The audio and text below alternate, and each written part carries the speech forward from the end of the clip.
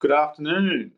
My name is Simon Burke and I'm the General Manager leading the policy and advocacy agenda at the ARA, as well as taking carriage of our focus on safety and freight. I'd like to begin today's proceedings by acknowledging the traditional owners of the lands on which we meet. For me, based in Canberra, it's the Ngunnawal people, and I pay my respects to elders past, present and emerging. Welcome to today's ARA webinar titled Transforming Melbourne's Rail Freight Network. I'd also like to acknowledge our sponsor of the ARA webinar series, Frauscher. Without the generous and kind support of partners like Frauscher, these events would simply not be possible. Today, Karen Anderson, Executive General Manager at Port of Melbourne, along with her colleagues, Charles Cornish, Head of Intermodal, and Vlad Jotic, Head of Business Development, will be sharing with us information about the Port Rail Transformation Project. A project that not only invests in port rail infrastructure, but has created a new operating framework designed for more transparent and efficient rail operations. The project complements the Victorian Government's Port Rail Shuttle network, which has been anticipated by industry for more than a decade. The benefits of increased mode shift to rail will be felt by metropolitan and regional users alike, and will help facilitate exports and ease congestion, particularly in inner West Melbourne. As I'm sure you are, I'm looking forward to hearing Karen, Charles and Vlad share the latest on this initiative and its benefits for the wider rail and freight industry. As usual, we will be having a question and answer session held after the presentation, so please post your questions at any time via the questions pane in your attendee control panel to the right of your screen. Now let me formally introduce our speakers. As I mentioned, Karen Anderson, Executive General Manager of Port Growth and Planning at the Port of Melbourne. So Karen is responsible for leading the coordination of the port's growth strategies and supporting activities including infrastructure planning, major projects, concession and interface management, and supply chain management. Having joined the former Port of Melbourne Corporation in 2006, Karen has over 20 years of experience in the port, shipping and logistics sector.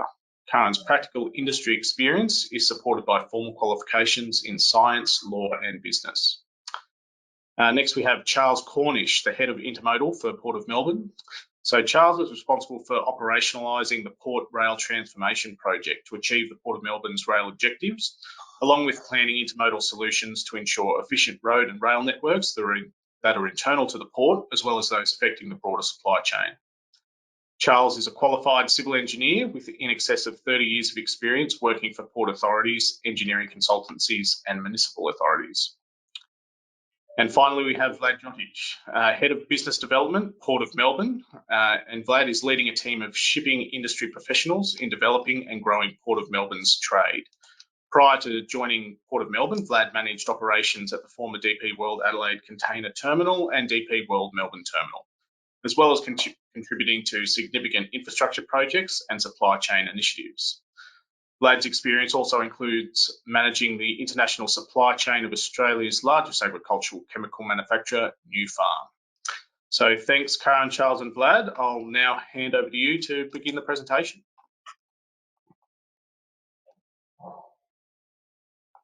Excellent. Thanks, Simon. Hi, everyone. So really excited to be here with the POM team and like to thank ARA for hosting us today. Exciting topic of conversation and rail certainly getting much more prominence with the current COVID environment. So it's exciting to be talking about our project today. Next slide.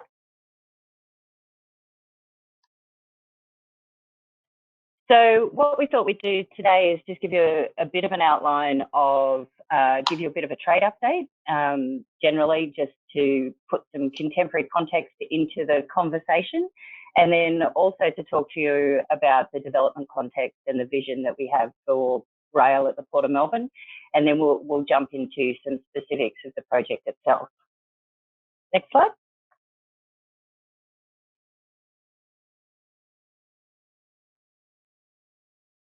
So we just thought it would be useful to give a quick update of trade before we kick off the topic of the webinar today.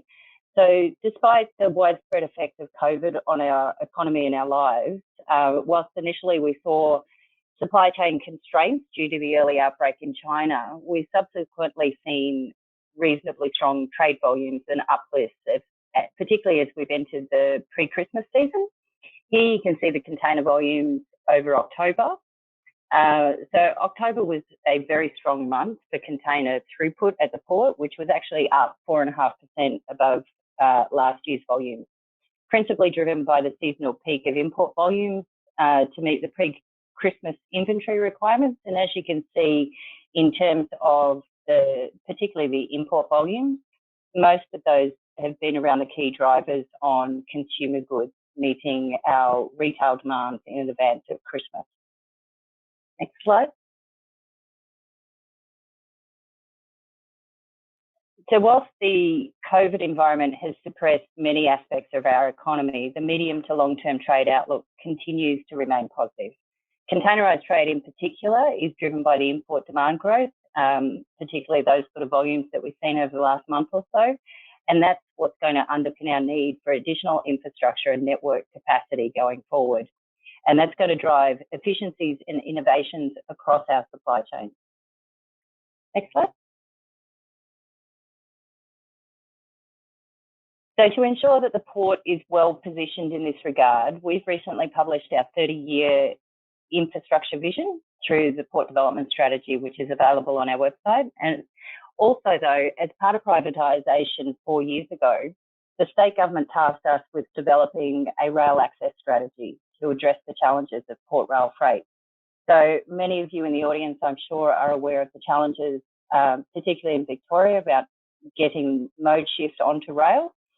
So our focus today will be on setting the context for our vision for an efficient port rail supply chain and the role of rail, and really excitedly, our port rail transformation project, which is the first action that was announced in our plan for rail at the start of the year. Next slide. So to set the scene, as the private manager of Australia's largest container and general purpose port, we have a strong stewardship role to play across the entire port freight supply chain. In this regard, our vision recognises the role of the port in the broader supply chain, and the better the port and the freight and logistics sector works, the better the economy works. This has never been demonstrated so more than through recent COVID times and the heavy reliance on freight and logistics to keep our economy going. Next slide. So our supply chain vision extends outside the port gate in recognition of the fundamental role that freight plays in our economy. Our vision is focused on a multimodal approach and recognises that rail plays a key role in the future of freight if we want our cities and economies to work properly. This means we need efficient regional networks to support regional economies and regional population growth. We need to leverage private sector investment across the supply chain and take trucks off the road. We need to connect our supply chains to inland rail and leverage the significant growth and efficiency opportunities that inland rail presents. And we need to think differently about how we want our supply chains to work going forward, how we efficiently distribute freight to our growing city populations and respond to the supply chain changes we've seen and are likely to sustain through COVID. Next slide. But we recognise that we can't do this alone. The port is one part of an interconnected supply chain, and it's important that we're all working together across the supply chain to get the right overall outcomes. So as Simon pointed out at the start, there's a number of other projects that are underway at the moment for which the Port Rail Transformation Project will connect and leverage the wider supply chain efficiencies. Next slide.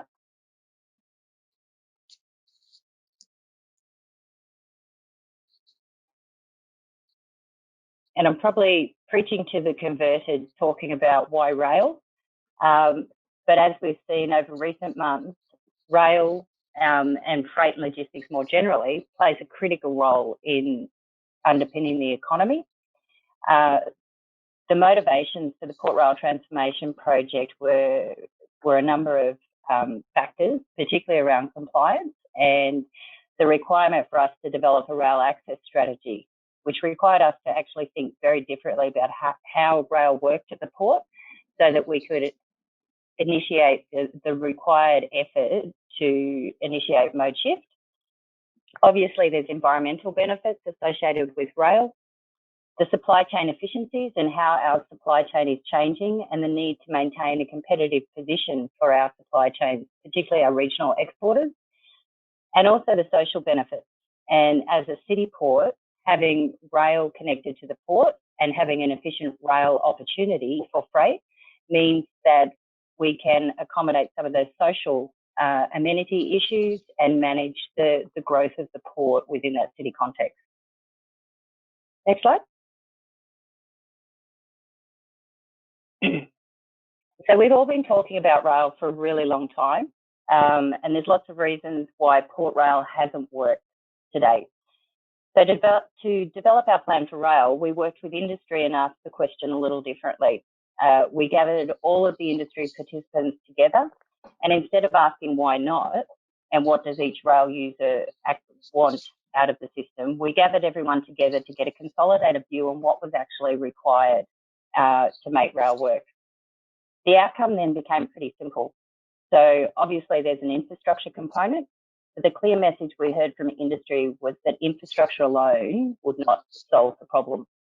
There needed to be a focus on access arrangements and ensuring that there was certainty of access and coordination across the infrastructure access, making sure that the infrastructure that we had in place was available. The other key element was around the cost of rail, the high cost of establishment, of building the infrastructure, and the cost comparisons to road. Obviously, rail's got some challenges in terms of economies and scale, and I'm sure everybody's heard about the last mile cost and the challenges that that presents. So whatever system or solution we developed, we needed to take costs out of the rail supply chain. And the final element was around the operating environment and the service levels. And particularly the messages we heard was around certainty of service levels, the performance of rail, and the transparency of that performance. So our Port Rail Transformation Project addresses all of these issues, and I'll hand over to Charles now, who will give you an overview of the key components of the Port Rail Transformation Project. Thanks, Karen. If you go to the next slide, thanks, Cindy. So in response, the Port of Melbourne has created the Port Rail Transformation Project, with the key objectives being to improve rail access and capacity at the port, to maximise supply chain efficiency opportunities and create modal choice for users, to provide improved access for regional Victorian and interstate rail services, to provide the infrastructure and operational arrangements to support the delivery of metropolitan port rail shuttle trains, to minimise cost structure for rail, to make rail more competitive with road, and to promote competition between rail terminal operators and between rail and road. The Port Rail Transformation Project positions the Melbourne port supply chain for long-term success through industry reform, operating performance, and efficient infrastructure. Firstly, what do we mean by industry reform? Prior to the Port Rail Transformation Project, rail infrastructure within the port was treated differently to other comparable common user infrastructure, being wharves and port roads. Rail terminal operators in the port provided their own rail infrastructure on land leased to them by the port and had to recover the cost of this infrastructure and the rent in the provision of their services. In comparison, the provision of wharves and roads within the port is paid for by cargo movement through wharfage charges applied by the port. Through the Port Rail Transformation Project, the port has now purchased the rail assets within the Appleton and Victoria Dock intermodal terminals from the respective operators, ACFS Port Logistics and Cube. The lease covering the land that these rail assets sat on and the associated container handling pavement has now been amended to provide this land to the operator at a peppercorn rent. Now the Port Rail terminal operator is not paying rent on the land occupied by the rail assets or having to recover the cost of the infrastructure, with this cost being recovered by the port through wharfage charges. Port rail infrastructure is now on an equal footing with other common port infrastructure. The port has also reached a similar agreement with Patrick Stevedores to develop a new intermodal terminal to service the Swanson Dock East International Container Terminal. Next slide, thanks, Cindy. The Port Rail Transformation Project delivers operating performance through effective contractual arrangements and transparency. Through the amended leasing and buyback of rail assets, the Port has created a rail operating licence and a rail management agreement with the Port Rail Terminal operators to underpin the delivery of operating performance. These key agreements establish an operating environment which, in conjunction with increased competition, creates transparency for rail users regarding the performance standards and pricing they can expect from the Port Rail terminals. This framework also enables Port Rail terminal operators to establish their own price competitive commercial arrangements with rail users. This allows the rail user to make an informed decision on rail use. It also addresses the asymmetry of information between the rail user and the Port Rail terminal operators and provides the rail user with greater choice between competitive terminals. To also support the Port Rail Transformation Project, Port of Melbourne has developed key principles to provide an overarching framework for how rail should operate at the port. The principles cover open and non-discriminatory access, pricing principles, complaints handling, reporting and audits, and capacity allocation. Both the Port Rail key principles and a capacity allocation protocol are publicly available on the Port of Melbourne website. The Port Rail key principles are in turn supported by the Rail Management Agreement and the Rail Operating Licence. Under these arrangements, the Port Rail terminal operators publish documents to provide clarity and transparency on compliance with the principles. These documents being a standard access agreement, terminal operating protocol, terminal access agreement, schedule of available windows at the terminal, and a schedule of reference services and prices. These documents are published on the Port Rail terminal operators' websites, and links to these can also be found on the Port of Melbourne website. Next slide, please. The infrastructure solution to be delivered by the Port Rail Transformation Project is centred on achieving the primary objective of connecting trade to rail and overcoming inefficiencies in the physical system that add to the supply chain operating cost. Modal shift to rail at the port relies on the strong technical design approach of rail, marine and road being an interconnected and complementary system to execute the container freight task. The key infrastructure components of the Port Rail Transformation Project include a new rail terminal to serve Patrick Stevedore's Swanson Dock East International Container Terminal, the yellow L-shaped area on the aerial photo you can see on the screen, which will consist of two sidings, each of 600 metres in length, container pavements, and a straddle interchange area to efficiently move containers between the rail and the International Container Terminal, removing a road transport leg. Reconfiguring the port road network, including the closure of Coode Road and the construction of a new road linking Docklink Road to Malali Close. This is shown as the green dashed line on the aerial photo. The extension of common user sidings to support the servicing of regional interstate trains within the port, and the creation of links between existing rail assets to provide operational flexibility inside the port gate. In particular, the creation of a link between the Swanson Dock leads and the Appleton Dock leads, which is the curved section of track shown as in red on the east side of the aerial image. Next slide, please. The infrastructure works are now moving from planning to delivery. All works have been tendered and construction is to commence in March 2021, with all works expected to be completed by early 2023. Along with the works, stakeholder engagement is vital to ensure the full benefits of the Port Rail Transformation Project are realised. To this end, Freight Victoria and the Port of Melbourne have established a Port Rail working group with membership from Port Rail terminal operators, metropolitan intermodal terminal operators, line haul operators, regional intermodal terminal operators, and network providers. This group provides a forum to discuss the challenges and promotion of rail mode shift. Next slide, please. To conclude, it's worthwhile considering one of the key objectives of the Port Rail Transformation Project, being to provide infrastructure and operational arrangements to support the delivery of metropolitan Port Rail shuttle trains. For context, the Port of Melbourne currently only services trains from regional Victoria and interstate, predominantly southern New South Wales. Previous studies have found that 70% of all full containers at the port are being transported within Metro Melbourne only.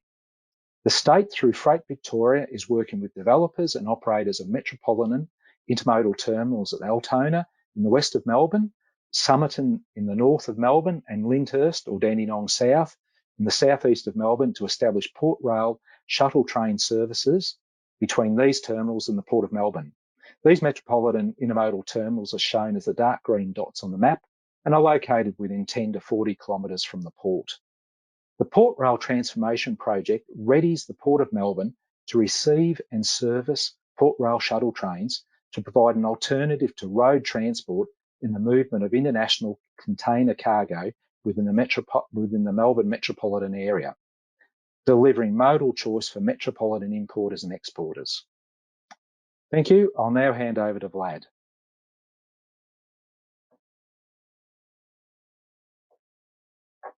Thank you.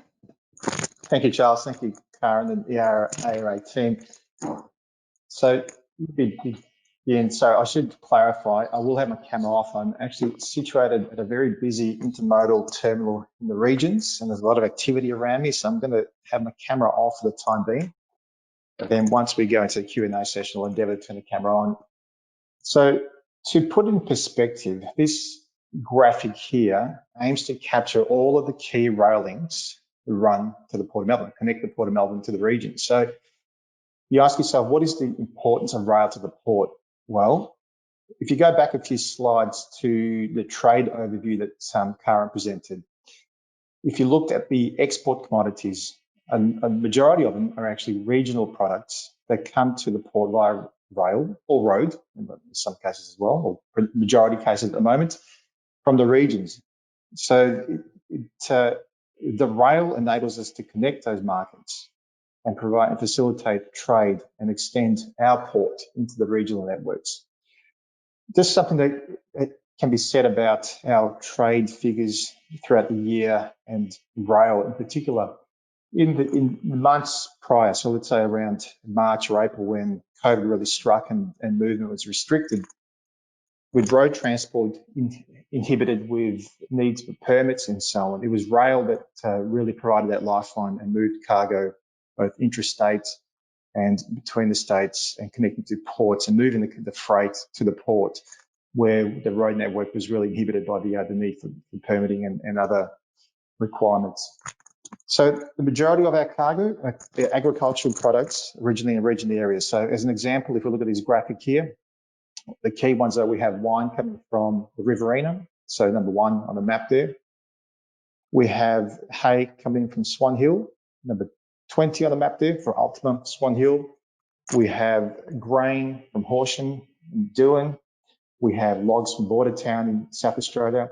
We have meat and dairy coming from Warrnambool. We have paper coming from Maryvale and other commodities along that line. Mildura, obviously citrus and table grape, moving a lot of freight a lot of reefer freight, I should say, from that region through to the Port of Melbourne.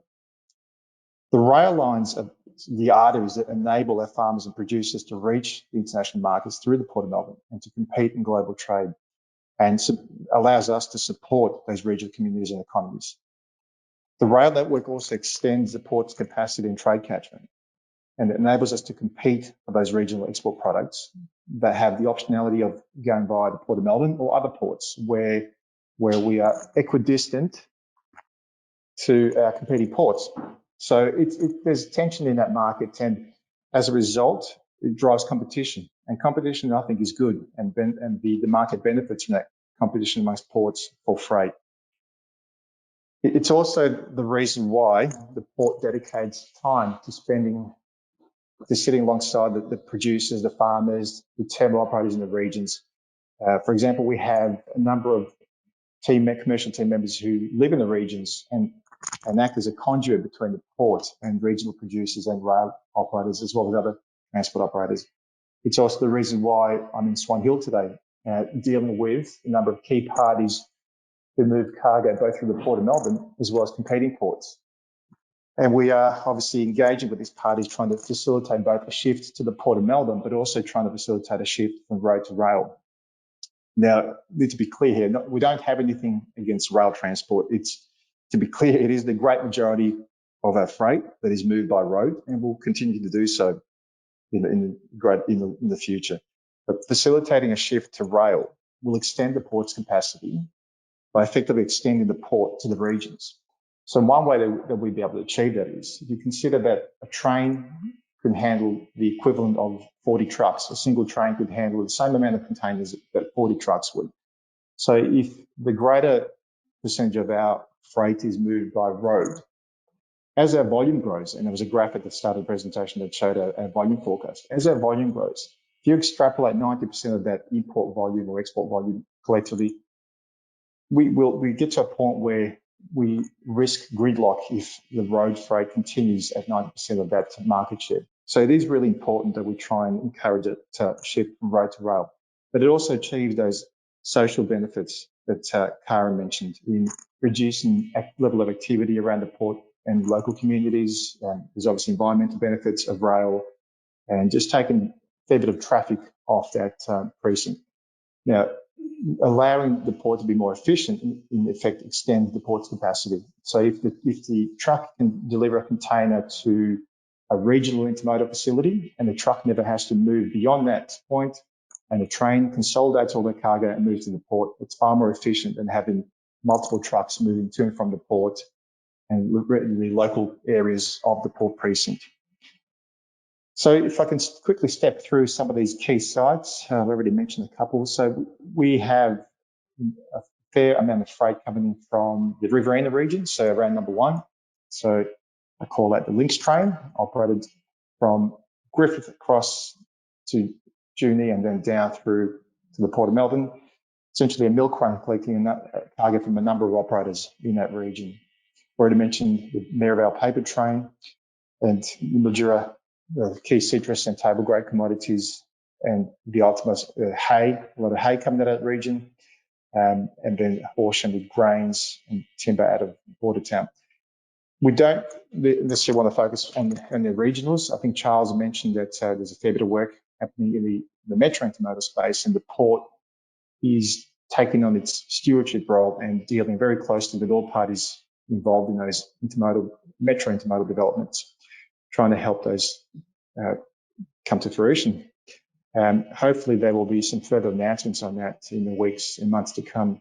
But we do look forward to those coming online because they will be able to move some of that import freight that takes up the majority of the port's volume.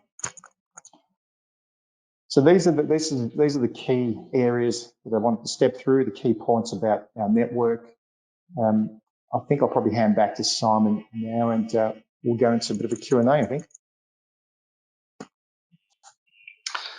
Thanks very much, Vlad, and thank you also to Karen and Charles for that presentation. A great overview of what really is a significant and transformative project. So just a quick reminder to participants that you can still submit any questions you might have for the panel using the questions pane in your attendee control panel, which should be on the right-hand side of the screen. So we have received a number of questions which we'll now work through. And Karen, I might just direct these to you in the first instance and you can hand them over to Charles and Vlad as appropriate. So the first one here is in the 3-year period where the Port of Melbourne conducted that industry consultation process on the main inhibitors that industry sought to rail mode shift, was there any particular issue that stood out as the most challenging or difficult to address, or were there any surprises that came out of that consultation process? Look, I'll start off, and other Charles and Blake can jump in. Look, I guess the infrastructure itself was always a highlight, and I guess making sure we've got the right infrastructure capacity, as well as the fact that the infrastructure can be operated in the right way. I think, look, no overwhelming surprises. I think one of the challenges in finding the right rail solution historically has been that there's so many sort of competing perspectives in terms of what was required to make rail work. And I think really the point of difference in the consultation for this project was actually getting everybody together and getting a consolidated view that really it wasn't maybe as complicated as historically considered, and that really there was a couple of key issues that were going to underpin the successful opportunity for rail. And those, it didn't mean that the solution that we've come up with and the project that is now being implemented is giving everybody what they want, but it is actually creating a rail environment inside the port gate that allows all of the rail participants to be able to access rail and service their customers. Yeah, great. Charles or Vlad, did you have anything to add to that? I think Karen's covered that pretty well, Simon. Okay, perfect, no problem. I did have another one around whether you had any early projections for how much additional freight you hope to shift onto rail once the transformation project is complete. I think everybody sort of has these targets out there, and we've made some certain assumptions based in our port development strategy in terms of the types of volumes we'd like to get on rail. The challenge, as all of the audience would know, is that there's lots of challenges to being able to shift the sort of volumes we're looking at. The proof, I think, will be once we've got the infrastructure in place and we've got all of the terminals operating under the Port Rail Transformation Project, combined with the metropolitan intermodal terminals operating.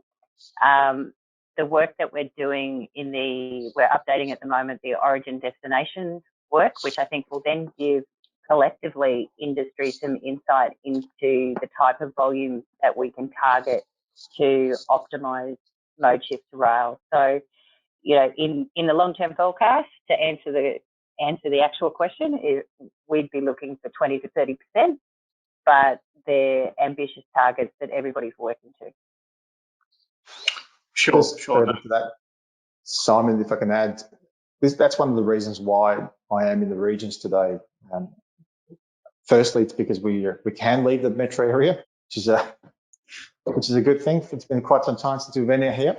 But secondly, part of the reason why we are here is to quantify the volume that we could capture either from other competing ports or from the road sector. So it does feed into the figures that Karen has indicated, but we're trying to actually get to a very granular level to say, okay, in this particular region, we know that X amount of hay goes to another port or goes by road that we could look to facilitate on rail. So that's part of the work that the commercial team does. Yeah, no, great. Thank you very much for that. So the next question was, I think, from a couple of our supply chain friends. So it was around how can rail experienced engineering SMEs get access to opportunities at the Port of Melbourne, presumably in relation to this particular project. And kind of add on to that question was what sort of work packages are you envisaging for external suppliers, whether it be engineering, design, CAD, project engineers, safety, quality, all that sort of stuff? So I'll answer that one if you want, Karen. So look, all the work's being tendered at the moment, Simon. I mean, it's been tendered, Simon. So and we're probably still about a few weeks away from making announcements. So once the managing contractor has been appointed, I'm sure there's potential opportunities out of that appointment for subcontractors and the like to certainly approach the managing contractor to certainly offer their services. But yeah, the port's been through a public tender process that's was a two-stage expression of interest process and a shortlisting process to get to this point. And yeah, and we're just on the cusp of awarding to the managing contractor and the design consultant at the moment. Great, thank you very much for that. I've had a question come in. Where does Port of Melbourne think a new IMEX/interstate terminal should be located to link the port to inland rail? How would you see open access being managed at a new terminal? So I think two-part question. Is there once the physical location, the $1 million question, is it whist or biff? And I think that the general conclusion there is that both are required, but with a timing preference over whist and making sure that we preserve the capacity to be able to have a northern terminal as well. And I think it's common knowledge that the business case is being done at the moment by the state government to look at what those options are and the connection. I guess the model and the operating model that's going to be put in place there, we haven't seen any details on that yet. What we have been doing, though, is talking to other intermodal terminal operators about the operating model that we've put in place at the Port of Melbourne, more in terms of the operating framework and making sure, recognising that it is part of the system and making sure that all of the nodes within that system work effectively. The other point, I think, is, and certainly encourage everyone to stay focused on the network capacity as well. So network connectivity, freight capacity on shared network is going to be critical going forward, and the need to ensure that we optimise that freight network capacity if we want to increase the rail mode volumes that we've got. Yeah, great. Thank you very much. I've got another question here around whether you've encountered any resistance or specific challenges that have stood out in progressing the transformation project so far.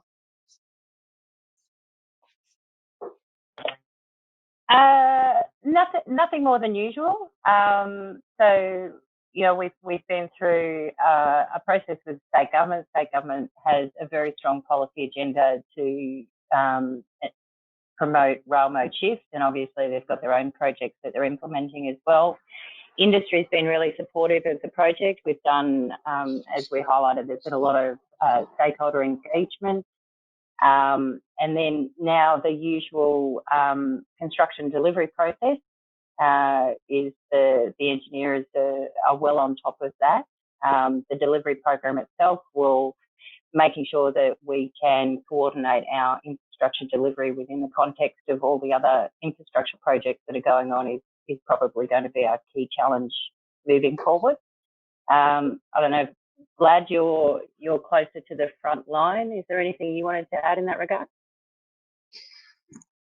I think it starts with the policy as you outlined, but on the ground, the challenge is trying to bridge the gap between both the service frequency and reliability and capability of road versus rail, but also the price differential. And depending on where in the regions you are and depending on how close you are to the railheads and the equipment, there's obviously a price differential. So that's one thing that we're working on. The focus is trying to obviously get the port end right, and that's effectively Karen and Charles's area of responsibility. It's quite a significant responsibility.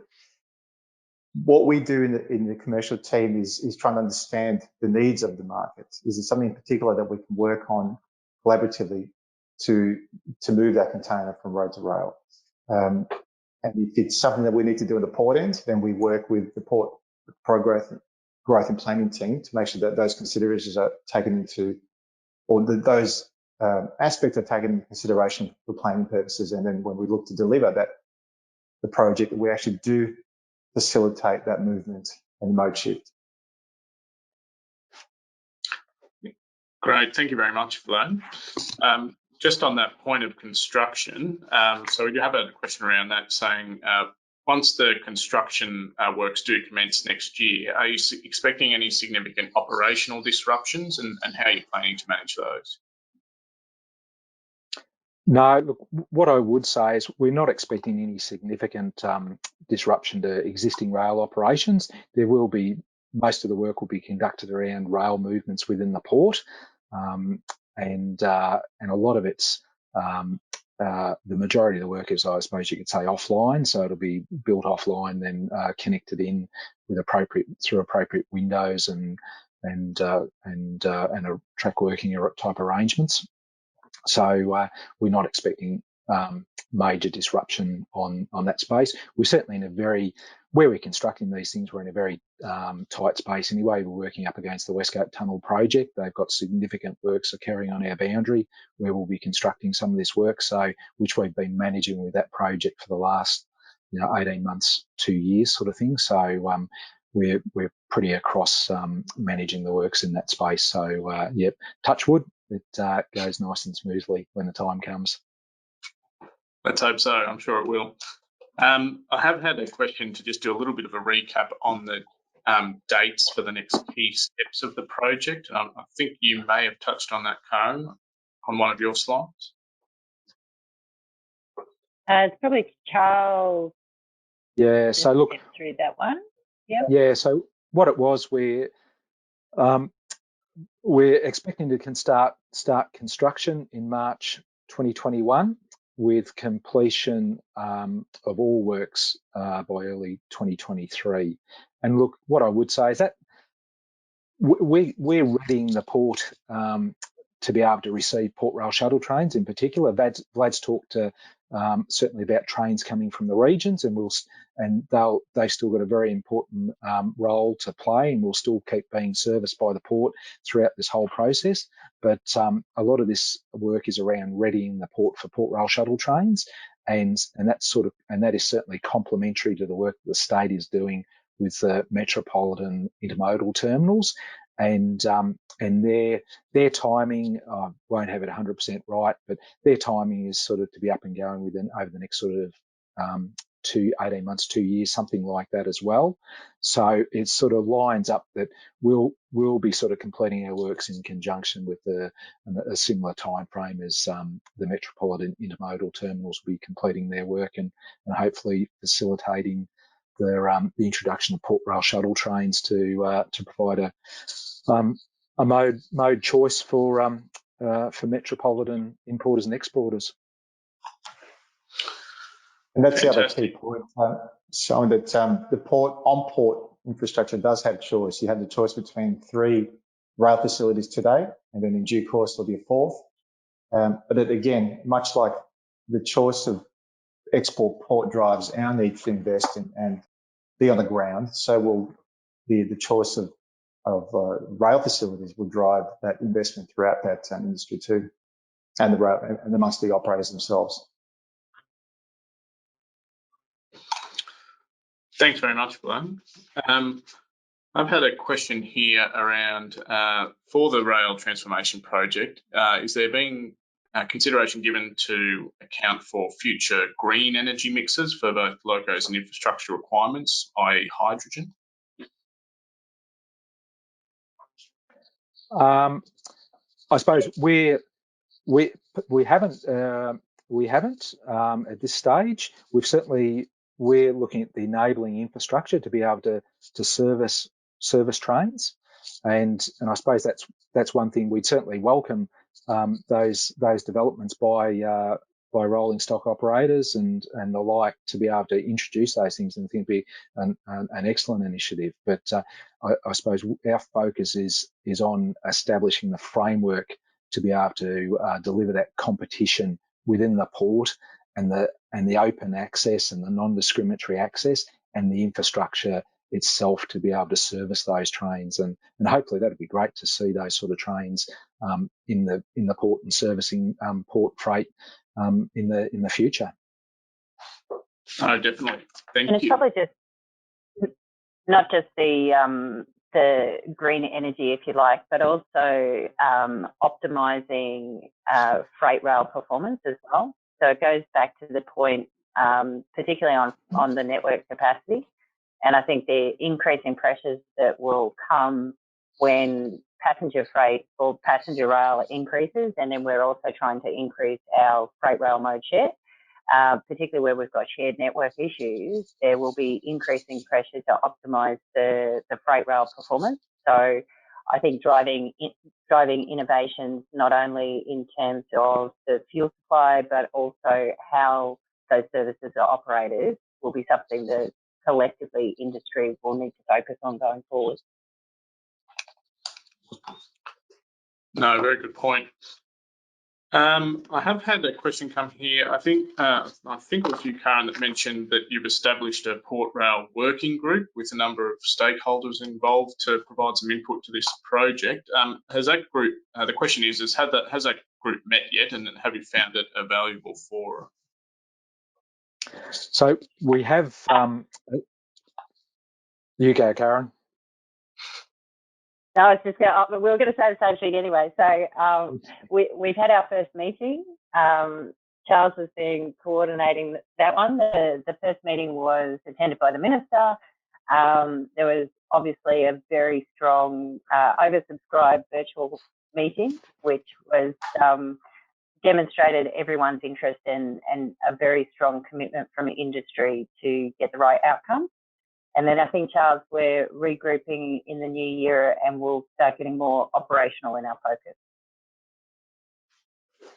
No, that's exactly correct, Karen. So yeah, we're sort of scheduled for another meeting in February, and we'll be sort of more focused on the operational and the work going forward, and certainly promoting the promotion of that rail mode shift and port rail shuttles. Thank you very much. I've had probably more of a comment than a question, but noting that linking Lyndhurst with freight from the Gippsland via Pakenham is a challenge. Any thoughts on that one?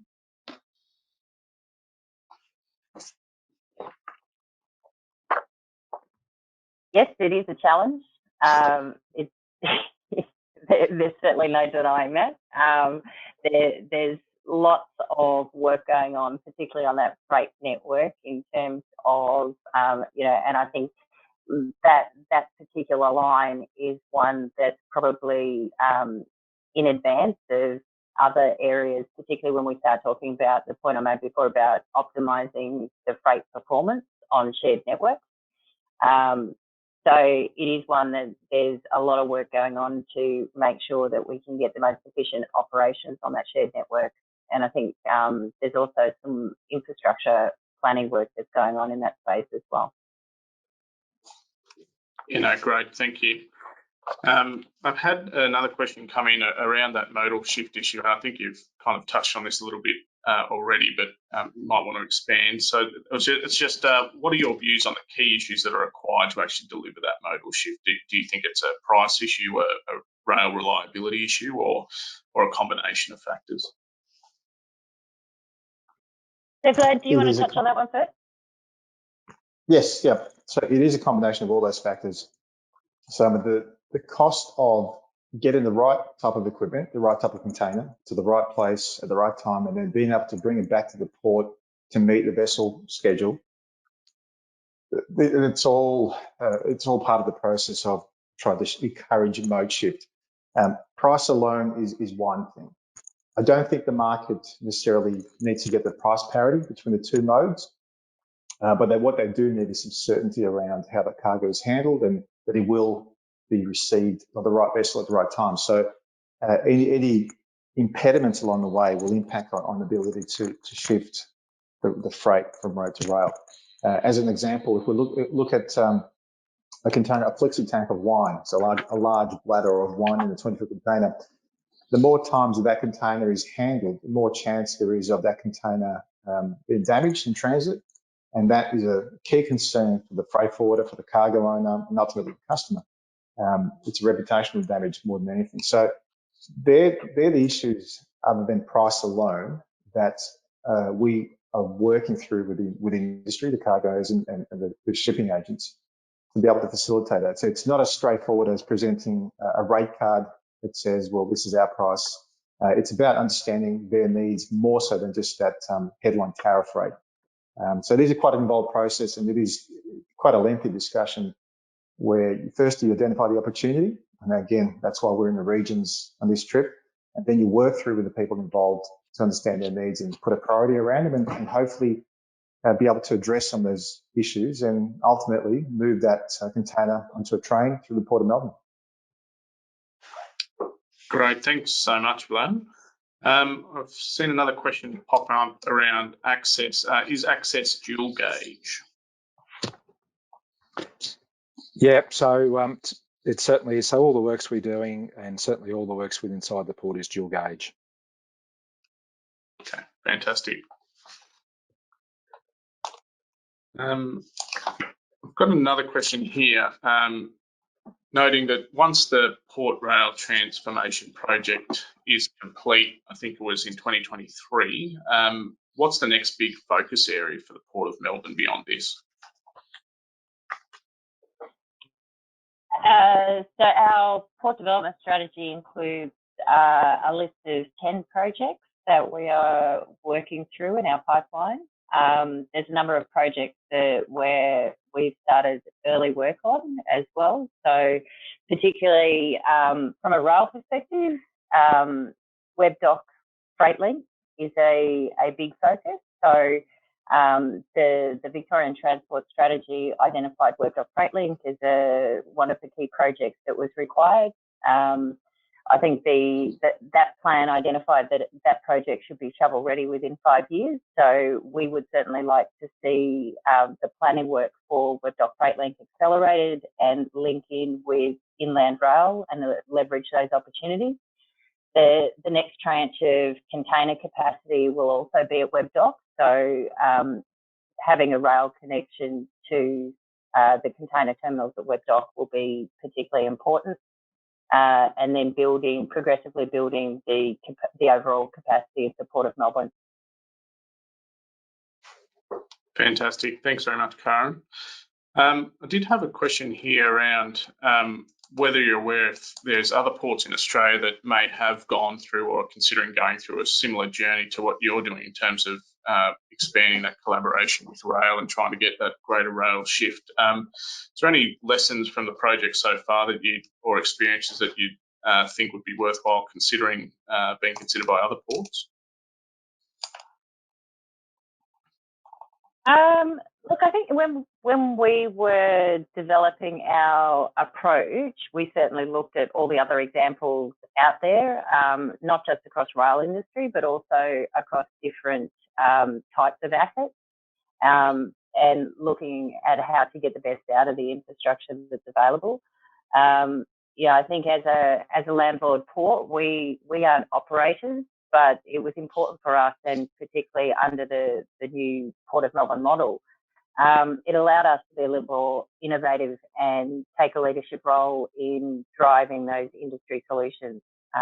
Industry knows what they're doing and knows what's needed, and I think it's you can't underestimate the value of industry and operator input to get the right outcome. Great, thanks very much. Had a question come in around who will be managing rail access. So, will it be the yard coordinator, Port of Melbourne, or potentially QBE? So, at the moment, we have various protocols around sort of booking slots and within the rail terminals, with the two rail terminals that are operating under this regime, which is the Cube and the ACFS terminal, and a process of preliminary windows for those terminals, which are administered by the terminals themselves. And that preliminary window process then enables the rail user to be able to seek the path from ARTC. So basically, the Port of Melbourne's rail infrastructure manager, and who manages paths and control of the Port of Melbourne network, is ARTC. So for the foreseeable future, pathing will be managed on a similar basis to it is now through ARTC. And as we go forward with more terminals, we'll certainly have to look at how the operating performance and how the control of the operations within the port is managed going forward from a more of a practical perspective. So that's something that's to be looked at in the future around the control of paths and etc. Great, thanks, Charles. We've had someone who's been paying very close attention to that map that you put up at the end there, Vlad, and mentioned that the Edamara Rail Hub in Albury might potentially have been missed on that list. I'm not sure if you actually do have it in there in the fine print somewhere. I think it is on there. Actually, maybe it's not clear or it's been cut off the screen, but it is definitely on there. We do acknowledge it is a key part of the Griffith train service that comes down, operated by Lynx. So if you do happen to find it, I'm pretty sure it's there. Edamara Rail Hub, we do should definitely be on that graphic.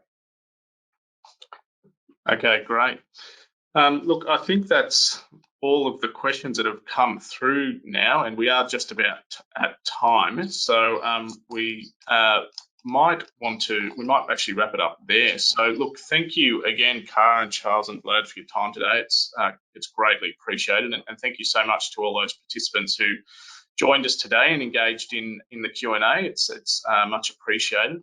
As always, a short feedback survey will be circulated to you all after the webinar, which I encourage you to complete.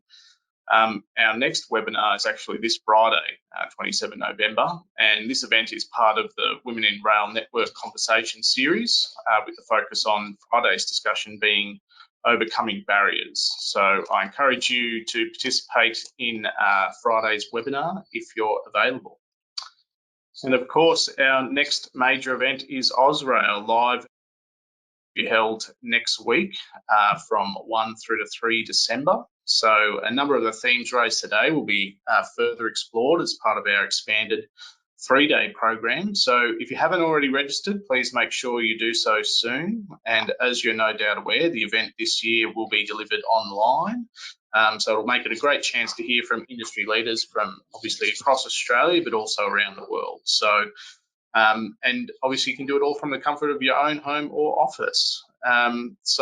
But we are doing, I should point out, we are doing a number of satellite networking functions, and they're planned to take place in Brisbane, Perth and Sydney as part of Ozrail. So we hope to see you there to mark the end of what has been quite a year for everyone, and hopefully you can make the most of that rare opportunity to catch up with each other in person. So for any further details on the conference next week, please go to ozrail.com. So once again, thank you, Karen, Charles and Vlad, and thank you to those online, and have a lovely afternoon, everyone, and we'll see you next time.